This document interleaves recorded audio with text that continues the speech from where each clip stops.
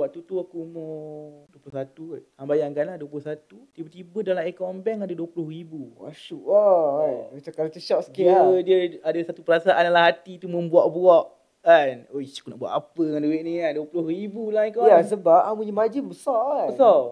Okay, lepas tolak semua kos-kos semua, berapa bersih dapat? Dia belah juga lah, belah ribu. Belah ribu juga lah. Besar. So, biasalah kita muda, tak banyak sangat ilmu kan. Ada banyak duit dalam akaun bank. Mulalah buat benda merepek. Beli ni, pantang tengok online sikit lah. Nak beli. Pantang tengok lalu sikit nak beli. Aduh. Duit company tu dah macam duit sendiri. Habis lah. Habis. Okay. So, tu waktu peak lah. Waktu peak. Tu highest lah. Highest. Tapi kalau on average sebulan berapa sale? Sale boleh dapat dalam 20, 30 macam tu lah. Sebulan tu lah. Tapi hang buat launching lah.